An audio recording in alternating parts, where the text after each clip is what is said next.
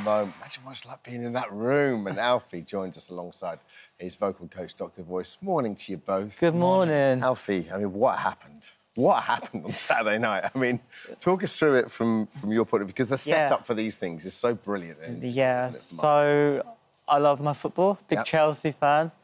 We'll gloss over that. Well, Arsenal are going to bottle it at the end of the season. Oh, here we go! Anyway, big Chelsea fan, and they told me I was going to go to EAFC gaming event. Yeah, because brilliant. the release of the game at the time and everything like that. So I went there, and then I was in this room, and they put me into, like, a gaming booth, which I now know was obviously at the back of the theatre. Yeah. And the wall dropped down, and it was, like, unbelievable.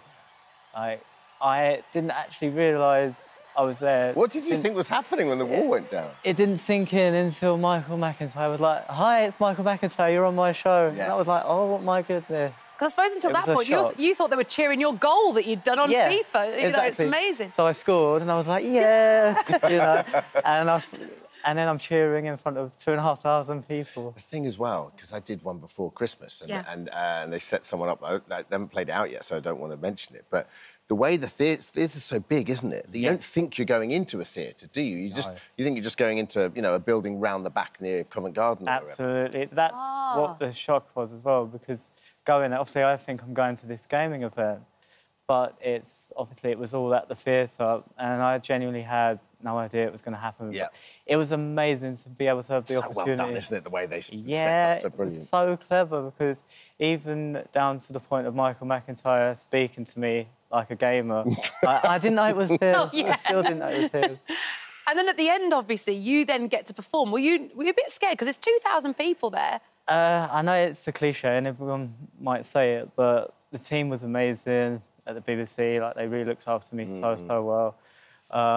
And it was just a dream come true to be able to do that. Oh, I couldn't believe the voice that came out of the person, could you?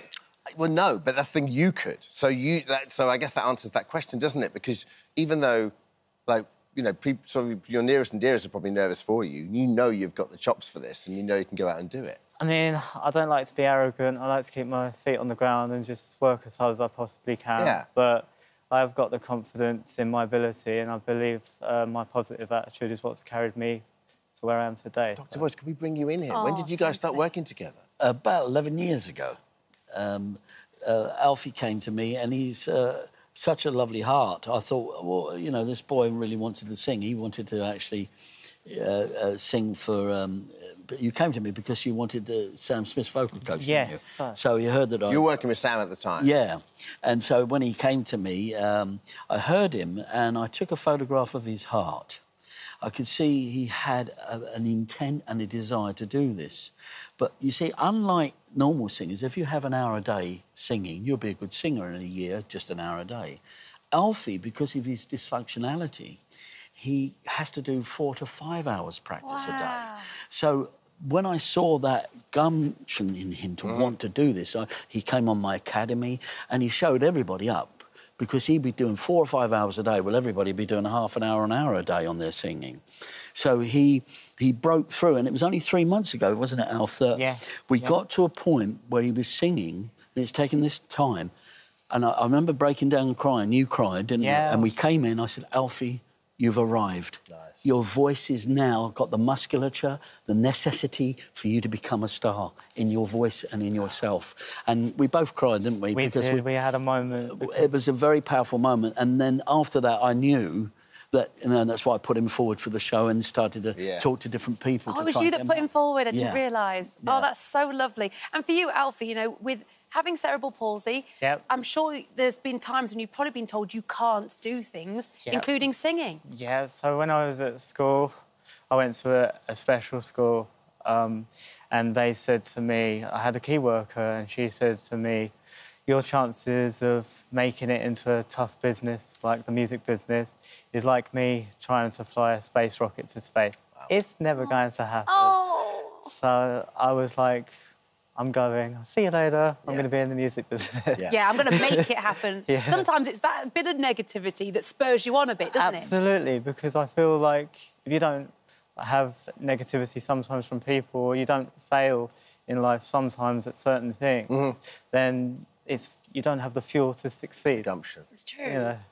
It's interesting about cerebral palsy, like Dr. Voice said, you have to put in extra shifts. Yeah. But did you know you could sing at quite an early age? Did you have a good voice before you were vocally trained? I was always involved with singing. So, like, at primary school, I'd always do the choirs, and we'd go out do various gigs with the choir and stuff like that.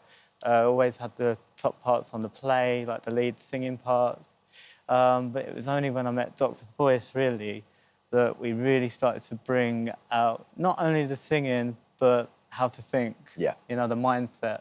And that, I just fell in love with the way Doc works.